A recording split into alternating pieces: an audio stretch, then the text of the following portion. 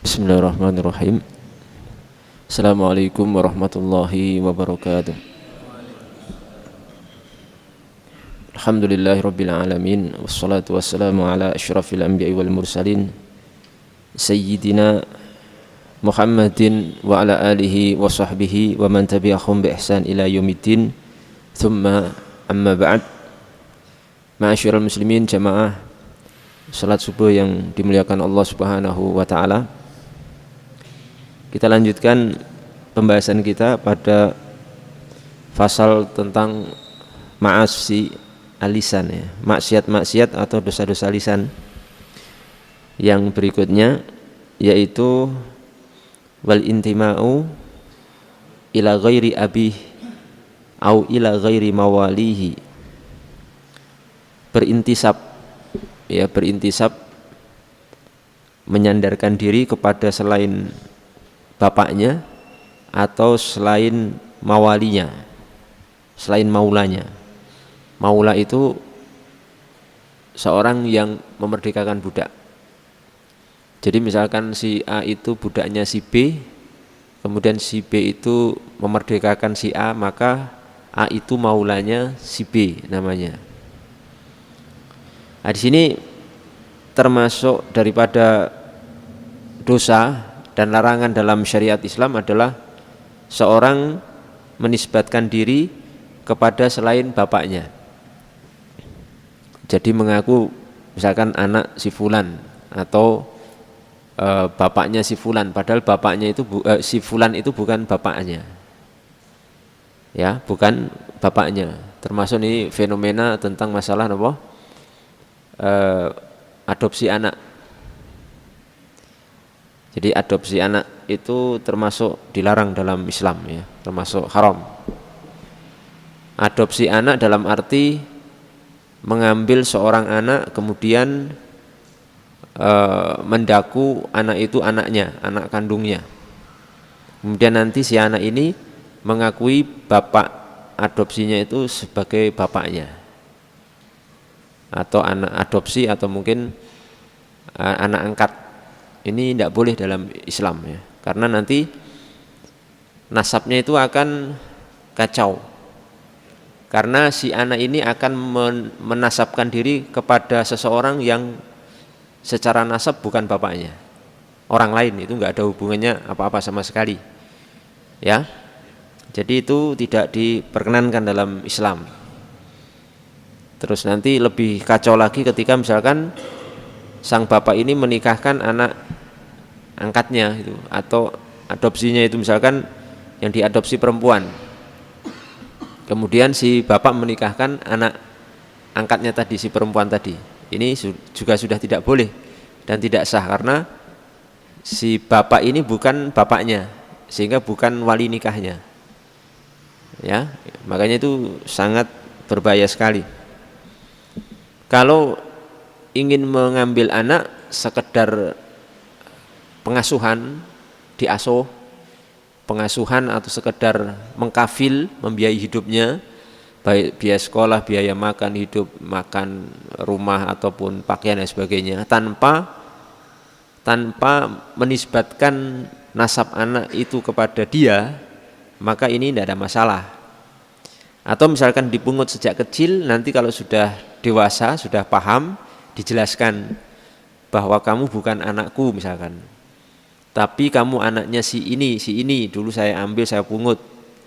Atau misalkan orang tuamu sudah meninggal, kemudian kamu saya pungut sebagai anak asuh, sekedar itu boleh.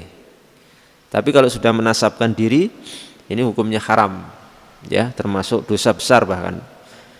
Dalam sebuah hadis Nabi kita Muhammad SAW sabda, manidda'a ila ghairi abihi awintama ila ghairi mawalihi fa'alaihi la'natullahi wal malaikati wan nasi ajma'in la yaqbalullahu minhu yaumal qiyamati sarfan wala adla, rawahu asy-syaikhan.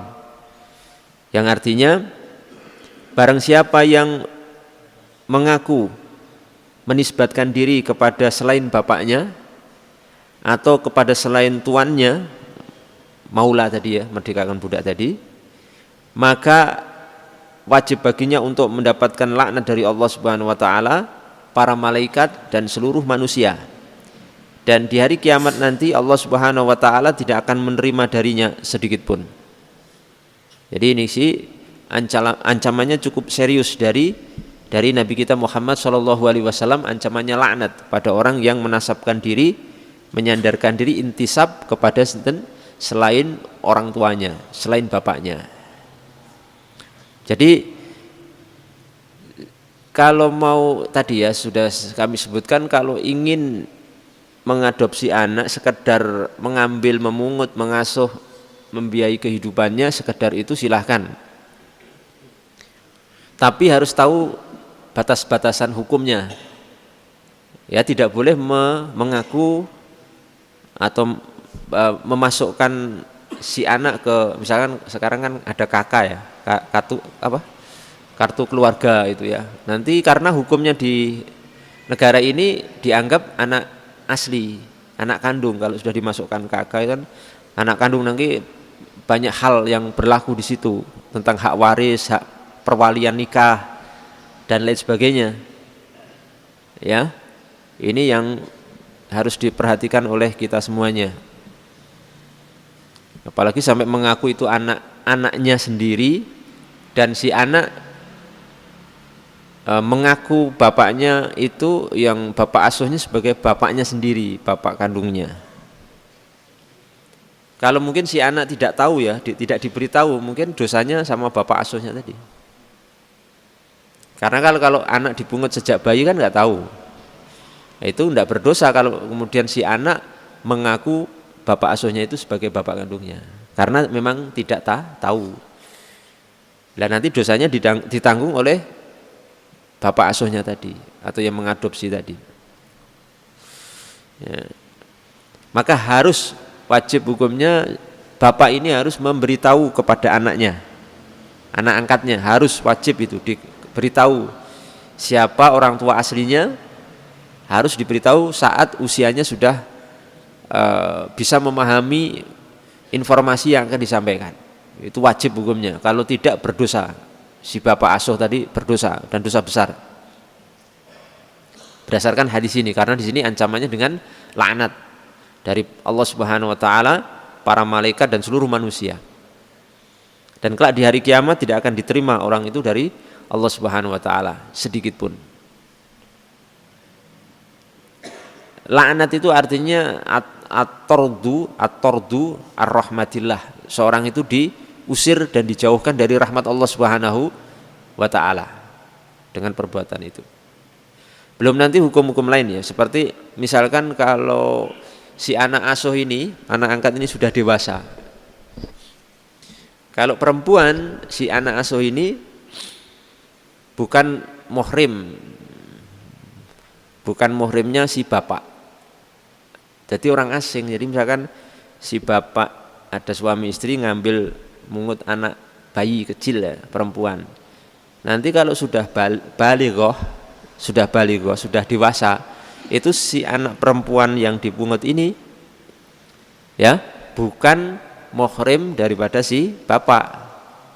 Jadi nggak boleh salaman, nggak boleh berpelukan, nggak boleh melihat aurat masing-masing, nggak boleh satu kamar, ribet satu rumah juga nggak bisa itu, karena banyak aurat yang harus terlihat. Ini harus dipertimbangkan seperti ini. Jadi itu tetap orang lain. Secara hukum syar'i itu tetap apa? Orang lain, bukan siapa-siapa. Nah, ini banyak hal yang harus, konsekuensinya berat ya sebenarnya.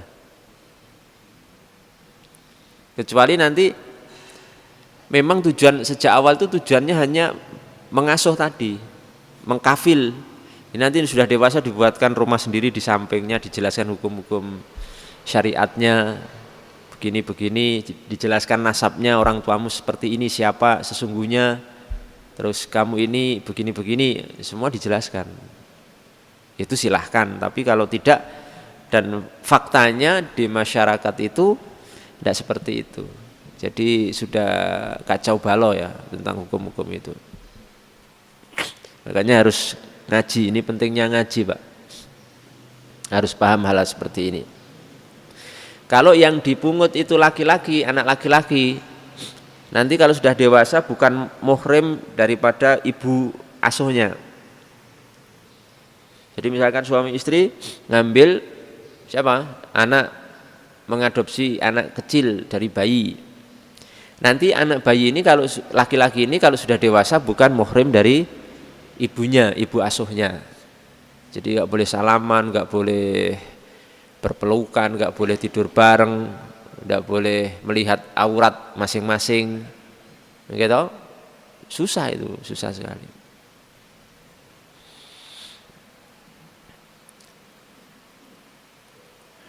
Warisan juga tidak berlaku.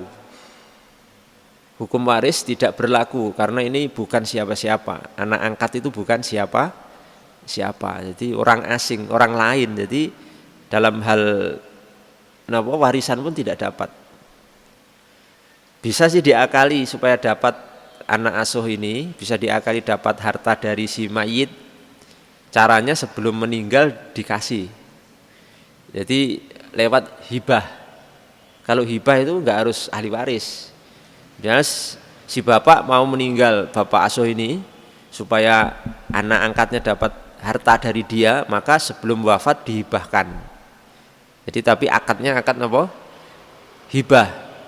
Kalau waris nggak bisa. Akad hibah sebelum wafat. Dihibahkan misalkan sekian untuk anak si ini, anak asuh saya si yang ini, itu bisa. Tapi dengan hibah. Ya dengan apa? Hibah.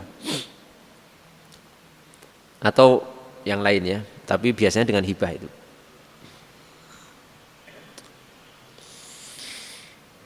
Ini dosa lisan yang berikutnya. Kemudian yang selanjutnya, larangan yang selanjutnya adalah wal khitbatu ala khitbati akhi. Melamar seorang wanita yang dilamar oleh saudaranya sesama muslim. Itu juga enggak boleh ya. Jadi kalau ada seorang wanita sedang dilamar oleh seorang muslim saudara kita, itu tidak boleh untuk dilamar oleh orang lain. Misalkan dilamar tapi belum ada kejelasan jawaban. Jadi misalkan sudah dilamar tapi masih menunggu jawabannya apakah diterima atau tidak. Maka seperti ini tidak boleh orang lain masuk untuk mengkhitbah melamar daripada wanita tersebut. Disebutkan dalam sebuah hadis Nabi kita Muhammad SAW bersabda, la yabi' ar-rajulu ala bai'i akhihi wa la yakhtub ala khitbatih illa ayadzanalah. Janganlah seorang membeli barang yang sedang dibeli oleh saudaranya, dan jangan melamar seorang wanita yang dilamar saudaranya kecuali dengan izin daripada pihak sebelumnya. Dalam riwayat lain itu dengan hatta yadharo, sampai laki-laki pertama yang melamar itu sudah meninggalkan, sudah dilepas, nah itu silahkan untuk masuk di situ. Tapi kalau belum, tidak boleh. Kalau belum tidak boleh ya. Termasuk di sini apa? Membeli sesuatu yang seorang muslim lainnya itu baru proses membeli. Jadi misalkan saya sedang memproses membeli mobil si A gitu. Saya tawar, saya begini, proses kan itu. Nah ini nggak boleh kemudian pihak lain masuk ke si A ini untuk membeli. Dalam arti di sini biarkan si orang ini selesai dulu. Kalau ini misalkan saya sudah melepaskan, ya sudahlah, saya enggak minat, enggak cocok harganya, saya lepas. Baru orang lain masuk. Paham ya sini ya? Nila yabi ar-rajulu ala bai akhi. Janganlah seorang membeli sesuatu yang dalam proses saudaranya membeli barang tersebut.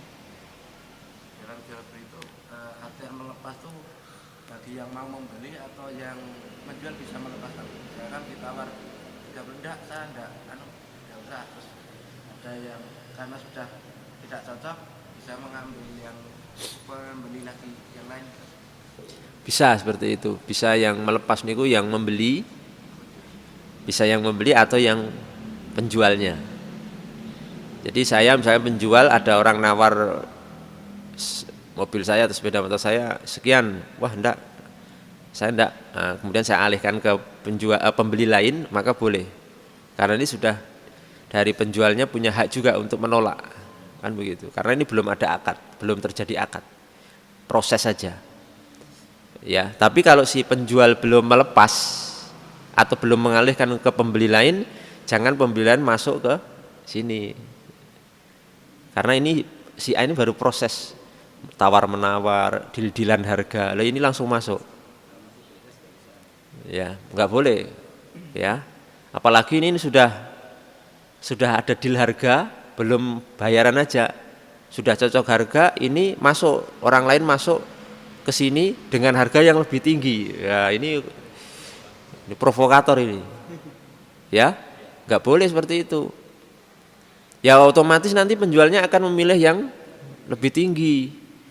Ini kenapa seperti ini dilarang dalam Islam? Karena akan menimbulkan berpotensi terjadinya khusumah, pertikaian, percekcokan, permusuhan di antara kaum muslimin, di antara seorang muslim dengan muslim yang lainnya. Ya kan otomatis akan ini pembeli pertama akan marah karena apa?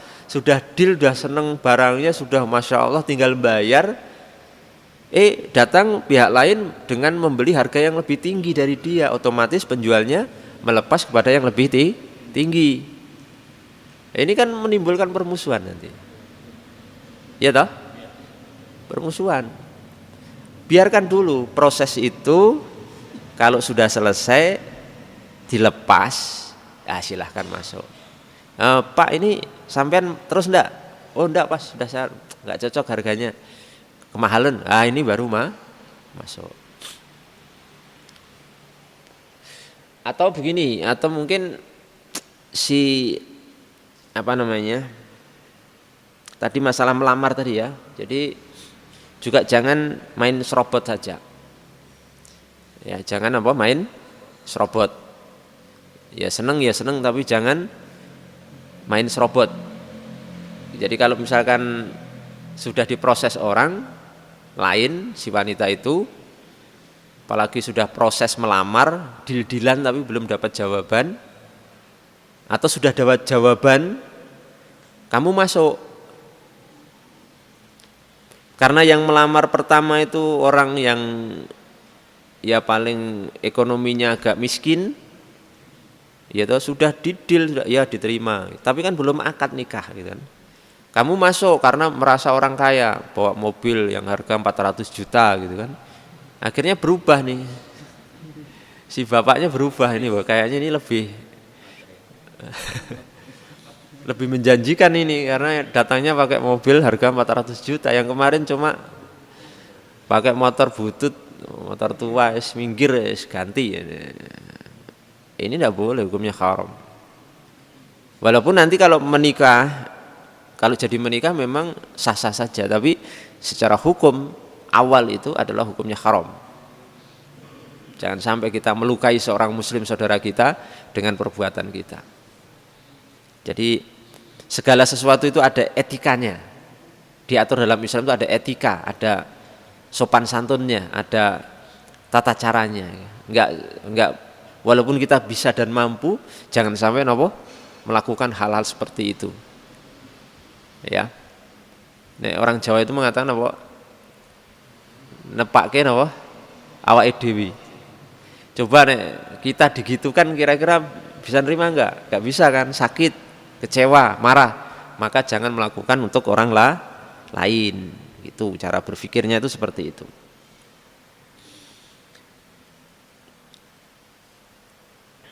Kecuali sesuatu yang memang sejak awal itu dibuka umum. Maksudnya gini, misalkan sistem lelang. Ini penjual sejak awal membuka secara umum. Untuk siapapun masuk menawar harga. Kalau seperti ini boleh bareng ada 10 pembeli, nggak apa-apa masuk. Nanti dicari oleh pembeli penjual itu harga yang tertinggi begitu. Itu enggak masalah walaupun bareng menawarnya, karena di sini sejak awal memang dibuat untuk umum. Ya, lelang dengan skema lelang itu tadi.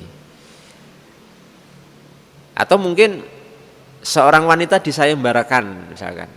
Sayembara misalkan ada sesuatu, ini anak saya begini, saya sayembarakan yang bisa begini menikahi anak saya misalkan. Nah, itu juga boleh bareng. Nanti berkompetisi mana yang berhasil menikah dengan si wanita tersebut. Tapi secara hukum, asal hukum umumnya tidak boleh. Sebagaimana sudah kita jelaskan tadi ya, itu hati-hati, kita berusaha untuk hati-hati sekali. Saya sering mendapatkan kasus-kasus jual beli yang seperti itu Pak, sering kali. Dan tentunya berujung berbagai perselisihan dan permusuhan di kalangan kaum muslimin. Sering sekali saya mendapatkan kasus itu. Ya, biasanya masalah tanah itu biasanya. Masalah tanah sudah diproses orang, ternyata informasinya bocor, ada yang berani membeli lebih tinggi karena tanahnya itu strategis sekali, dibayar cash langsung oleh yang orang kedua dan deal dengan orang kedua itu. Na'udzubillah min dzalik. Itu hanyalah masalah dunia ya, cuma materi dunia yang itu nilainya sangat kecil sekali di sisi Allah Subhanahu wa taala. Jangan sampai kita korbankan untuk berbuat dosa dan menyakiti serta menzalimi saudara kita sama muslim. Kemudian yang berikutnya adalah dosa lisan, yang berikutnya adalah wal fatwa bi ghairi ilmin wa ta'limin. Berfatwa tanpa ilmu dan tanpa belajar dari orang lain, dari para guru. Berfatwa menyampaikan hukum-hukum agama tanpa ilmu ya, bi ghairi ilmin min indihi wa ta'limin min ghairihi. Tanpa ilmu yang dia miliki dan tanpa belajar ta'lim ya, min ghairihi, dari orang lain. Ini juga termasuk dosa besar. Hati-hati ya. Berbicara dalam hukum-hukum agama, dalam kesimpulan-kesimpulan agama, itu hendaknya jangan setiap orang masuk wilayah ini. Biarkan orang-orang yang berilmu, para dai, para ustadz, para kiai, para habaib, para masyayikh, para alim ulama itu yang berbicara. Untuk masyarakat awam itu lebih baik diam dan menyerahkan kepada ahlinya. Ya, idza wusidal amru ila ghairi ahli fantadhiru as-saah. Kalau perkara itu sudah diserahkan kepada orang yang bukan ahlinya, maka tunggulah hari kiamat. Jadi salah satu tanda hari kiamat itu sudah dekat ketika sesuatu termasuk masalah agama itu diserahkan orang yang bukan ahli dalam masalah tersebut. Ya, itu sudah ciri-ciri atau tanda-tanda hari kiamat. Ya, karena memang berat sekali Pak, berat sekali itu. Disebutkan dalam sebuah hadis ya,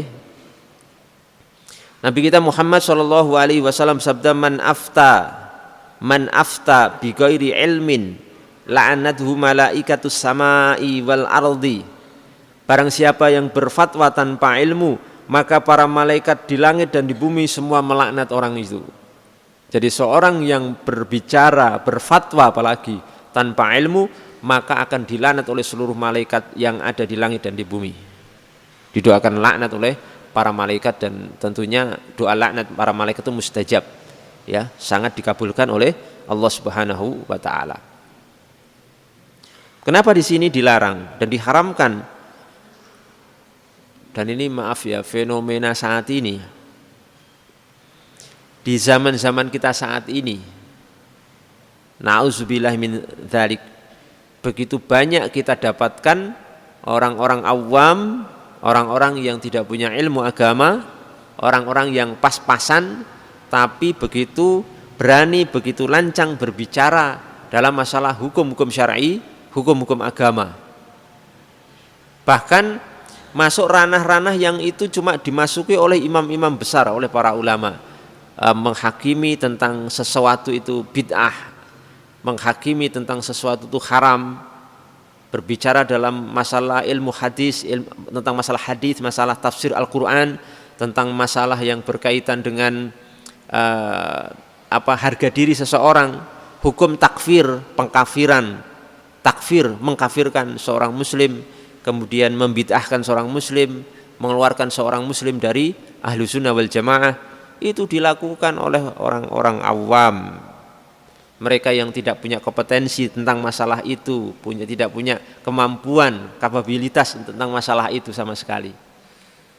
Mungkin ngajinya aja sebulan sekali, nggak bisa baca kitab, nggak bisa baca kitab-kitab para ulama, nggak pernah belajar ilmu-ilmu dasar, tidak pernah duduk di hadapan para ulama, tapi berbicara sebegitu beraninya, ya, melakukan hal-hal tersebut. Karena ini dilarang, ya. Maaf, hadis tadi diriwayatkan oleh rawahu Ibnu Asakir. Ya, rawahu Ibnu Asakir dari Ali radhiyallahu taala anhu. Kenapa di sini masalah ini sangat berbahaya sekali, Bapak Ibu sekalian? Karena orang ini telah mengkabarkan sesuatu hukum dari Allah Subhanahu wa taala tanpa ilmu. Padahal itu hukumnya enggak boleh.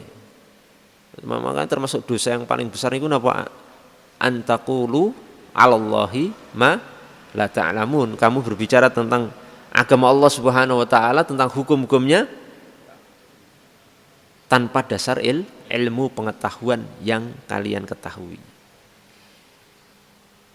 Para ulama saja itu kalau kita lihat mereka, imam-imam besar, para ulama mujtahidin, itu sangat warok sekali, sangat hati-hati kalau sudah bicara tentang ilmu agama.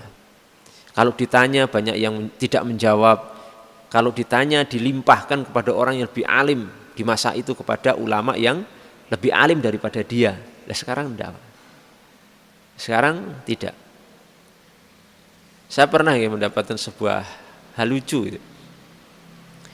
Saya pernah membahas sesuatu secara ilmiah, saya sampaikan dalil-dalilnya.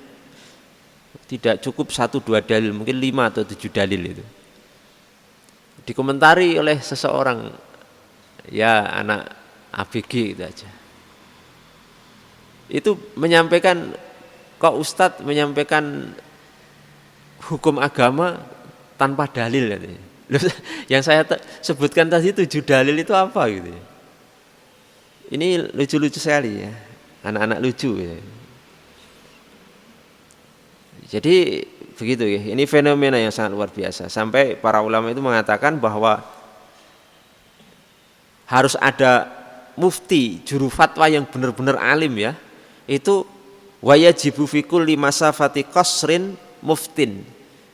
Jadi diusahakan pada setiap jarak sholat qasar, boleh dikosor, itu jarak itu sholat itu boleh dikosor. Dikosor itu diringkas 4 jadi pinten 2. Itu berapa? Sekitar 81 kilometer.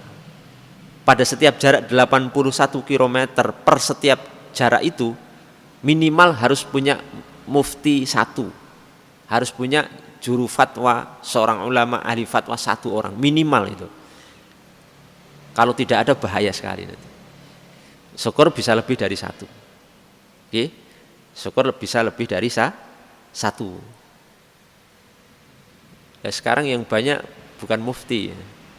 Orang-orang yang sok tahu, ya. Sok tahu. Ini disebutkan oleh Al-Imam Ardabili, Al-Imam Ardabili Asy-Syafi'i. Beliau itu dari Kurdistan, dari Iran. Dalam kitabnya Al-Anwar, judul aslinya itu Al-Anwar li A'malil Abror. Ya, beliau wafat tahun 735 Hijriah. Ini penting kita pahami bersama, kita indahkan nasihat ini. Mari kita serahkan masalah agama, fatwa, kesimpulan-kesimpulan agama itu kepada ahlinya yang memang punya basic keilmuan yang cukup, punya amanah dan memiliki metode belajar yang benar, dan bisa dipertanggungjawabkan keilmuannya itu memiliki sanad transmisi ilmu sampai Nabi Muhammad SAW. Dari dia, gurunya terus ke atas, ketemu para imam 4 misalkan, dan murid-muridnya terus ke atas, tabi'ut tabi'i sampai sahabat, sampai Nabi Muhammad SAW. Makanya menghindari belajar sama ustadz-ustadz yang nggak jelas keilmuannya dari mana, belajarnya kemana, punya sanad nggak sampai Nabi Muhammad SAW. Jangan-jangan otodidak, belajar sendiri, bahaya itu. Ustadz yang belajar sendiri otodidak itu bahaya. Mangkana syaikhuhu kutubuhu kana akhtahu aktsar min suwabi. Siapa yang gurunya buku, maka kesalahannya akan lebih banyak dari kebenarannya. Dalam riwayat lain, siapa yang gurunya buku, maka itu seperti belajar kepada setan. Hati-hati sekali. Saya kemarin tuh mendapatkan sebuah video, ada orang begitu ngegas berbicara hukum-hukum agama, itu baca kitab gundul begini, hancur semua, salah semua. Jadi per baca itu per paragraf saja itu salahnya bisa lebih dari 10. Paragrafnya pendek, itu baca kitab aja salahnya lebih dari 10. Kalau salah baca kitab itu wajar. Misalkan 5 lembar atau 7 lembar atau 3 lembar salah satu itu wajar. Kadang orang baca itu keliru, kelirunya itu bukan karena nggak paham, tapi karena sepulisan atau salah melihat, itu wajar 1-2. Nah ini satu paragraf itu lebih dari 10. Paragrafnya pendek, ini berarti benar-benar nggak bisa baca kitab. Loh kok begitu luar biasanya memproklamirkan diri sebagai ustadz, menghakimi banyak masalah, bahkan maaf sampai menuduh orang lain melakukan hal-hal yang ini salah menurut dia. Wah ini bahaya sekali. Saya nggak pengen menyebutkan nama ustadznya. Jadi harus paham benar Pak. Bisa nggak baca kitab? Coba diuji dulu baca kitabnya lah. Kalau nanti lancar ya, bisa diuji baca kitabnya, bisa nge-i'rab nggak? Sampai apa belajar bahasa Arabnya? Itu baru bahasa Arabnya. Sampai nggak? Jangan-jangan nggak pernah belajar Alfiyah Ibnu Malik, ya? Kita harus belajar dari bawah, jurumiyah dulu, ya jurumiyah syarahnya pakai Mukhtasar Jiddan karya Syekh Ahmad Zaini Dahlan, kemudian naik nanti pakai Tuhfatus Saniyah, terus naik pakai Mutamimah ala Jurumiyah, pakai kitab Syarah Al-Kawakib Durriyah, naik lagi pakai Qatrun Nada, nanti polnya ujungnya tertinggi belajar Alfiyah Ibnu Malik, Alfiyah Ibnu 1000 bait tentang nahwu, gramatika bahasa Arab dan shorof itu. Ya saya nggak sombong, saya khatam itu Alfiyah Ibnu Malik 2 tahun full khatam, selesai belajar itu pada seorang syekh.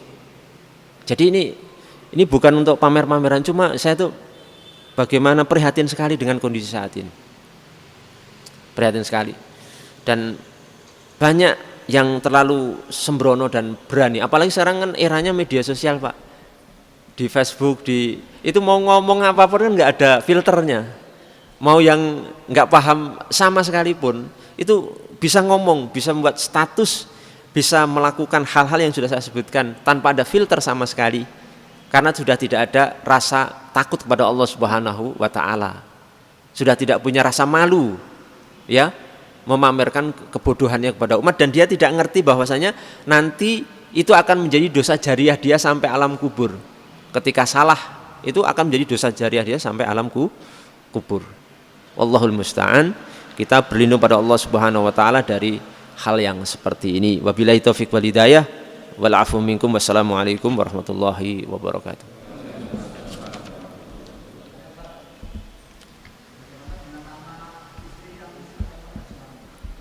Kenapa? Nah,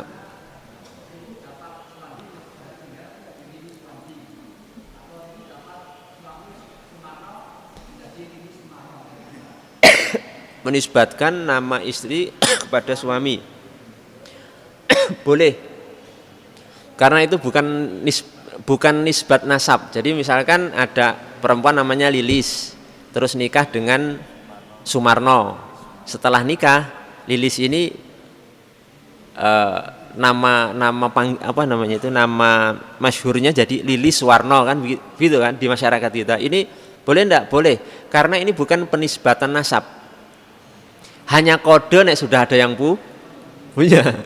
Itu kode sebagai kode bahwa dia sudah punya, ada yang punya suaminya namanya Suwarno. Itu dimaklumi dalam masyarakat kita, ya, paham nggak nih? Jadi bukan Suwarno ini bukan bapaknya, itu suaminya, itu kode yang dimaklumi di masyarakat kita bahwa itu adalah suaminya. Itu hanya kode suami, Lilis Suwarno. Itu bukan penisbatan nasab, Pak. Bukan nasab, tapi makanya boleh. Saya ini pernah dengar ini juga ada yang fatwa enggak genah itu. Katanya ini haram katanya. Menisbatkan nama perempuan ke nama suaminya itu haram katanya. Lilis Suwarno atau Lilis siapa? Lilis siapa lagi? Pokoknya nama suaminya. Ini penisbatan bukan nasab. Jadi kalau mau fatwa mengharamkan tuh yang agak pintar sedikit lah, ya sudah salah bodoh berfatwa lagi. Boleh, insya Allah itu boleh. Nggih. Adopsi setelah dewasa, anaknya wanita, kemudian kan sudah punya calon, sehingga orang tua kan tidak boleh menikahkan. Kalau dapat izin dari orang tua itu gimana? Dapat izin dari orang tuanya asli. Kalau sudah dapat izin dalam arti taukil, Pak. Taukil itu mewakilkan, boleh. Jadi nanti orang tuanya yang asli mewakilkan kepada orang tua asuhnya, Pak, ini saya izinkan sampean, saya wakilkan untuk menikahkan anak asli saya. Taukil, Pak, perwakilan. Jadi harus ada nanti akad mewakilkan. Jadi saya wakilkan perwalian saya kepada sampean, sebutkan namanya, untuk menikahkan anak saya ini namanya, nah gitu. Terus nanti yang bapak asuhnya itu saya terima perwakilan ini, perwakilan ini dari bapak ini untuk menikahkan anak ini. Ya, akad sah jadi. Lah nanti bapak asuhnya itu bisa menikahkan anak angkatnya tadi. Tapi kalau enggak begitu enggak boleh, enggak sah, nikahnya enggak bisa, batal dan itu zina nanti. Atau misalkan bapak asuhnya itu mewakilkan ke naib, enggak boleh, karena ini bapak asuh ini bukan wali. Yang bisa mewakilkan hak menikahkan itu kan harus orang tua asli kan, bapak asli. Lah ini kan bapak asuh, enggak bisa kemudian mewakilkan ke KUA, ini salah lagi. Jadi yang mewakilkan itu harus orang tuanya asli dicari sampai ketemu, baru ke KUA, mewakilkan ke KUA, terus yang menikahkan sinten? KUA, bukan orang tua asuhnya ya, bukan orang tua adopsinya yang mewakilkan ke KUA. Tolong ini dicatat. Ini masalah bahaya sekali, karena nanti kalau seperti ini terjadi berarti pernikahannya itu tidak sah dan nanti terjadi perzinaan. Kalau terjadi hubungan biologis itu zina dan anaknya nanti statusnya anak zina. Itu rentetannya luar biasa.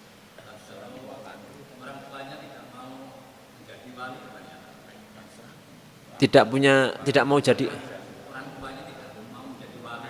orang tua aslinya, bisa ke wali lainnya, kan bisa paman.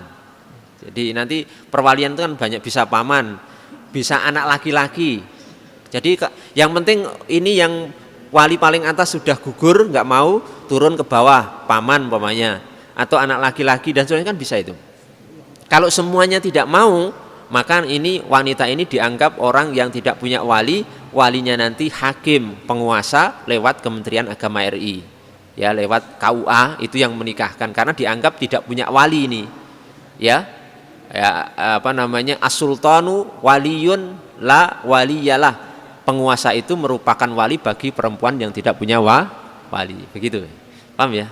Cukup, insyaallah nanti. Jamnya sudah habis, Pak. Insyaallah nanti lain waktu. Assalamualaikum warahmatullahi wabarakatuh.